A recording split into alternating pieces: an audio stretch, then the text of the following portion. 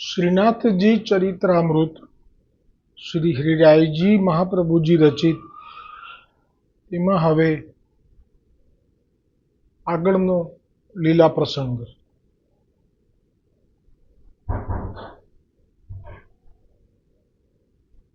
મથુરામાં એક ચોબાજી નામ છીતુ ચોબે માથા ભારે હતા। સાથે બીજા 4 ચોબાજી એમની સાથે હતા। એ પાંચેય ચતુર્વેદીય બ્રાહ્મણ ચોબાજી હતા। તેમનું કામ વિશ્રામ ઘાટે જતી આવતી નારીની છેડતી કરવી, વળી લોકો સાથે સામે ચાલીને ઝઘડો કરે, પછી તેમને માર મારીને લૂંટી લે, જેથી તેમનાથી સૌ કોઈ તોબા પોકારી ગયા હતા। આ પાંચેય જણાએ સાંભળ્યું કે કોઈ ગુસાઈજી શ્રી ગોકુલમાં બિરાજે છે અને તેમનો પ્રભાવ ખૂબ ચર્ચામાં છે। તેથી દૈવ યોગે આ પાંચેય ચોબાજીએ શ્રી ગુસાઈજીની પરીક્ષા કરવાનું નક્કી કર્યું કે શું આ મહારાજ એટલે કે શ્રી ગુસાઈજી ખરેખર સિદ્ધ યોગી છે કે ઢોંગી છે। એવી પરીક્ષા કરવાનો વિચાર આવ્યો। તેથી અંદરો અંદર નક્કી કરી એક જણ ગુસાઈજીની પરીક્ષા કરવાના ભાવથી જૂનું ખોખરું નાળિયેર લઈ આવ્યો, જેમાં કાણું પાડી એની અંદર રખિયા એટલે કે રાખ એટલે કે જે લાકડા કે કોલસા બળી જાય પછી છેલ્લે જે એશ ને રાખ કહેવાય એ ભરી દીધી, અને વળી પાછું તે નાળિયેરનું કાણું બંધ કરી દીધું, એક સાંધી દીધું।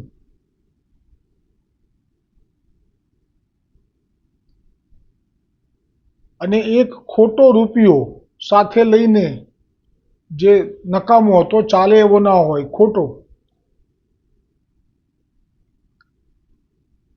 એ ખોટો રૂપિયો અને પેલું રાખ ભરેલું ખોખરું નારિયેલ સાથે લઈ અને આ પાંચેય ચોબાજી શ્રી ગોકુલના આપશ્રીના બેઠકજીના દરવાજા સુધી તો આવી ગયા,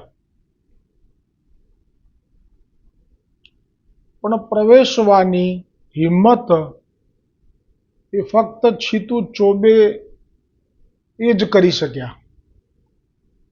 કેમ કે આ છીત સ્વામી છે, પાછળથી હવે છીત સ્વામી નામ થશે, અને આ જ પ્રભુના અષ્ટસખામાં જે ભાગવતજીમાં સુખદેવજીએ જે નામનો ઉચ્ચાર કર્યો છે એમાં આમનું નામ છે સુબલ। ઠાકોરજીના સખા છે આ, પણ અમને અત્યારે ખબર નથી। અને ગુસાઈજીએ સાક્ષાત ઠાકોરજીનું જે એક દ્વિજ તનધારી અવતાર રૂપી આ સ્વરૂપ છે, એટલે પેલા 4 જે હતા બીજા એ લોકો અંદર ન જઈ શક્યા। છીત સ્વામી અંદર આવી દરવાજા સુધી આવી ગયા। જ્યારે બાકીના 4 જણા ના પગ જાણે દરવાજા બહાર જ સ્તંભી ગયા,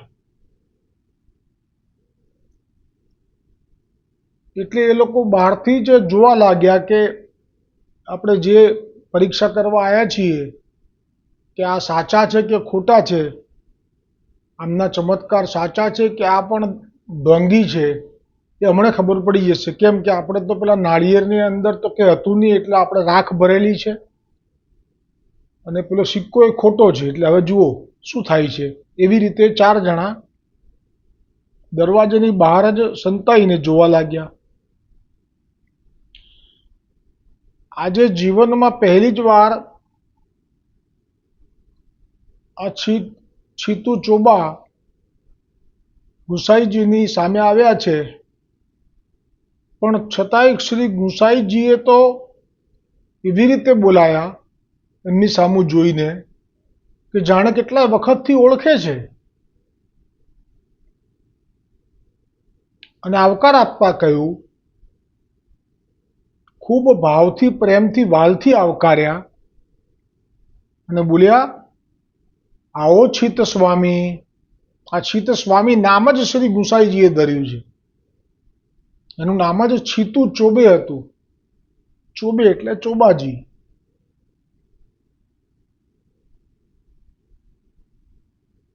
ત્યાં તો છીતુ ચોબે ડગાઈ ગયા.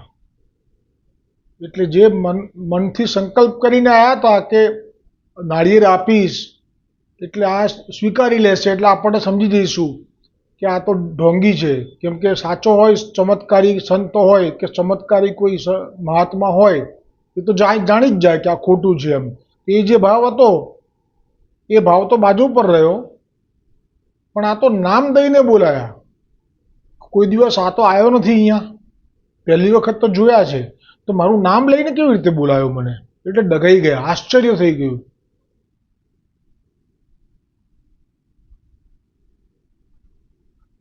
પછી શ્રી ગુસાઈજી પ્રભુએ છીતુ ચોબાના હાથમાં નાળિયેર જોયું કે શ્રી ગુસાઈજી પાસે એક આપનો સેવક જે ઠાડો હતો એને ઈશારો કર્યો.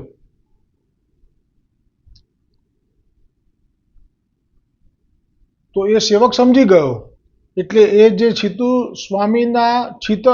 ચોબેના હાથમાં જે નાળિયેર હતું ખોટું, જેની અંદર કાણું પાડી રખ્યા ભરેલી, કાણું બંધ કરેલું, એ પેલાએ જોતજોતામાં ગુસાઈજીના આજ્ઞાને સમજી લીધી, એને હાથમાંથી આંચકી લીધું, અને બાજુમાં જે નાળિયેર ફોડવા માટેનો પથ્થર રાખેલો હતો આંગણામાં, ત્યાં જઈને જોરથી ફોડ્યું, અને એની અંદરથી નાળિયેરનું જળ નીકળ્યું.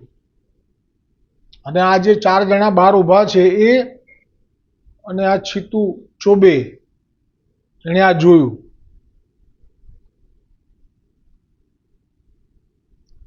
અને પછી એમણે છોલ્યું તો અંદરથી તાજું કોપરું પણ નીકળ્યું.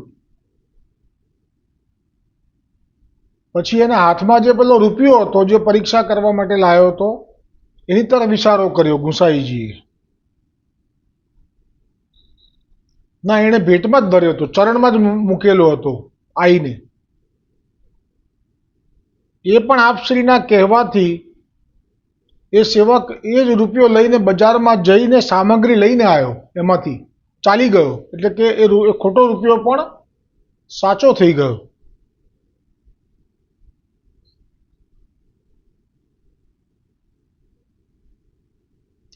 તે ભેટનો સામગ્રી રૂપે આપશ્રીએ સ્વીકાર કર્યો. એટલે જે ભલે ખોટી રીતે આવ્યો હતો, પણ આપે એને બધું સાચું કરી દીધું. અને એ જે ભેટ છે, 1 રૂપિયામાંથી જે સામગ્રી લઈ આવ્યા ભેટ ધરવા માટે, લીલો મેવો લાયા હશે, એ પણ આપે પાછો અંગીકાર કર્યો, એનો સ્વીકારી લીધી. આ દ્રશ્ય જોઈને પેલા બહાર જે 4 જણા સંતાઈને ઊભા હતા એ લોકો ભ્રમિત થઈ ગયા, ગભરાઈ ગયા, અને એવું માનવા લાગ્યા એમની પોતાની દ્રષ્ટિ પ્રમાણે સૃષ્ટિ હોય છે દુનિયામાં, અને લૌકિક એટલે દૈવી જીવ નથી, એટલા માટે એવું માનવા લાગ્યા કે આ કોઈ બહુ મોટા કામણ કૂટણ કરનારા ભુવા છે.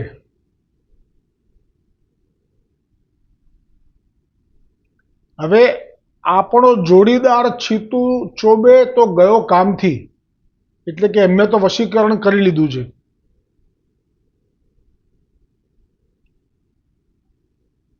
હવે આપણે પણ અત્યારે ને અત્યારે અહીંથી ભાગો. એમ કહીને નાસી ગયા.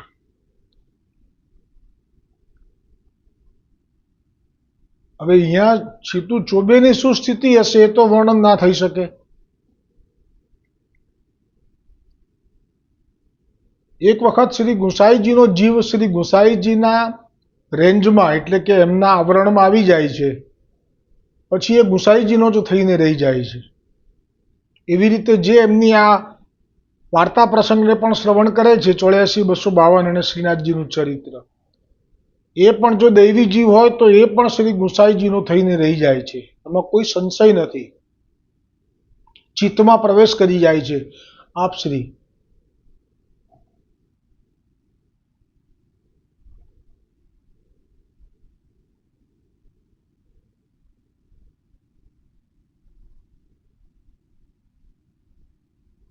પછી આપની બેઠકમાં બિરાજેલા શ્રી ગુસાઈજી પ્રભુએ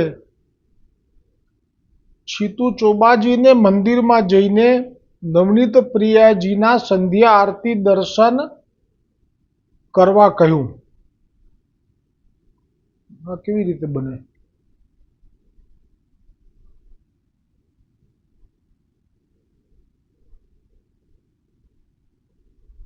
તો આ બધું લીલા ગોકુળમાં થઈ.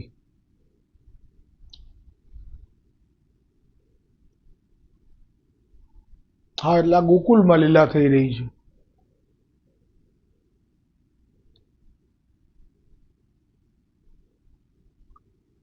અને જેવો ગોકુલના નવનીત પ્રિયાજીના મંદિર પાસે જઈને ઊભા રહેલા છીતુ ચોબેએ જોયું કે ટેરો ખુલ્યો દર્શન માટે નવનીત પ્રિયાજીના, ત્યાં છીતુ ચોબેએ નવનીત પ્રિયાજીની સાથે જ બિરાજેલા શ્રી ગુસાઈજીના દર્શન કર્યા. એક સાથે બાજુમાં જ બિરાજેલા જોયા. તેથી છીતુ ચોબે આશ્ચર્યચકિત થઈ ગયા કે આ શું, આ કેવી રીતે શક્ય બન્યું? હજી હમણાં તો મને આપની બેઠકજીમાં ગુસાઈજીએ આજ્ઞા કરી છે, મારી સામે નારિયેળ લીધું અને મારો સિક્કો પણ ચલાવ્યો અને મને આજ્ઞા કરીને હું અહીંયા આવ્યો, તો અહીંયા પણ?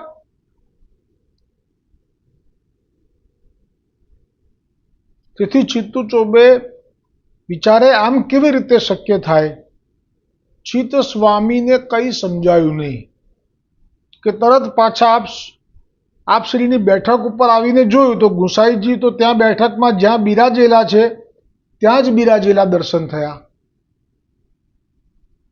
અને હવે છીતુ ચોબે વિચારે ચડ્યા કે નિજ મંદિરમાં નવનીતલાલ પ્રિયાજી સાથે પણ આપ બિરાજેલા છો અને અહીં બેઠકમાં પણ આપ જ બિરાજેલા છો. એક સાથે બે દર્શનથી વિસ્મિત થયેલા ચિત્ત સ્વામીજીને હવે શ્રી ગુસાઈજી પ્રભુએ કહ્યું કે ચિત્ત સ્વામી, અમે તમને શ્રી ગોવર્ધનનાથ જતિપુરા દર્શન કરવા જવાની આજ્ઞા કરીએ છીએ.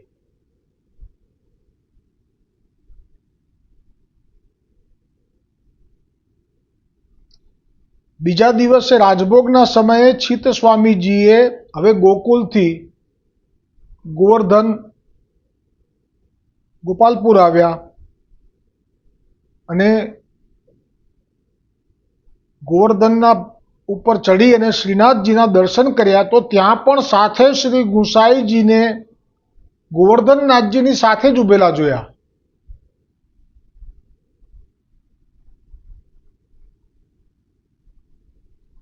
અને અવાક બનીને, આશ્ચર્યચકિત બનીને નીચે આવીને વૈષ્ણવોની પૂછવા લાગ્યા, કેમ કે જે જોઈને આવ્યા છે સાચું છે કે ખોટું છે એ પ્રમાણ જોઈતું હતું એટલા માટે. તો શું પૂછ્યું આવીને નીચે વૈષ્ણવોને કે શ્રી ગુસાઈજી ક્યાં બિરાજે છે?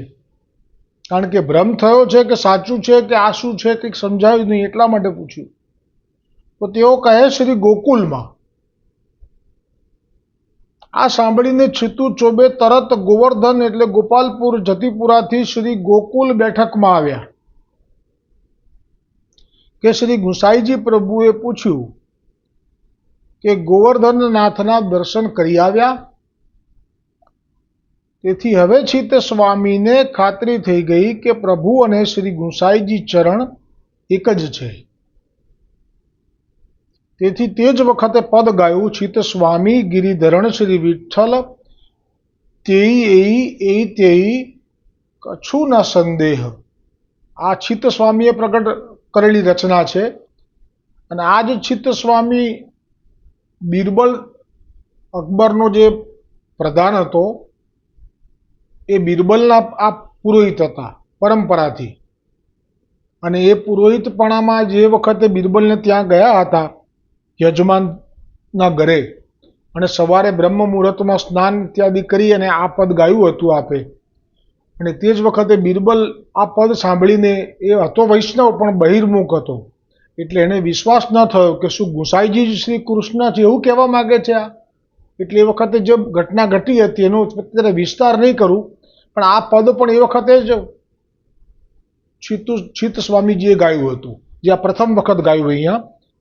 કારણ કે આપે ચિત્ત સ્વામીજીએ આવી રીતે દર્શન કર્યા એટલા માટે. અને આજે કૃપા કરી ગુસાઈજીએ એટલા માટે જ કરી, પેલા 4 જણ ઉપર ના કરી, કારણ કે 4 લીલાના જીવો નહોતા, એમને હજી પ્રવાહીમાં સુખ લેવાનું બાકી છે અને એ લીલાના છે પણ નહીં.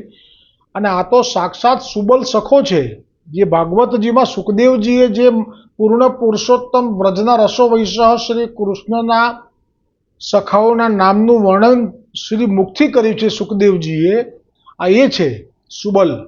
એટલે પ્રભુએ ગુસાઈજીએ જાણી જોઈને આવી લીલા કરી કે જેથી હવે એ પાછો આ બધાની સાથે ના બળી જાય અને અમારો જ થઈને રહે, કેમ કે મૂળમાં જ આપનો છે. બોલો ગોવર્ધનના. હવે આ બીજી લીલા સુંદર આવશે આવતીકાલે. બોલો ગોવર્ધનનાથ કી જય હો, વલ્લભાધીશ કી જય હો, ગુસાઈજી પરમ દયાલ કી જય હો, શ્રીનાથજી ચરિત્રામૃત ગ્રંથ કી જય હો.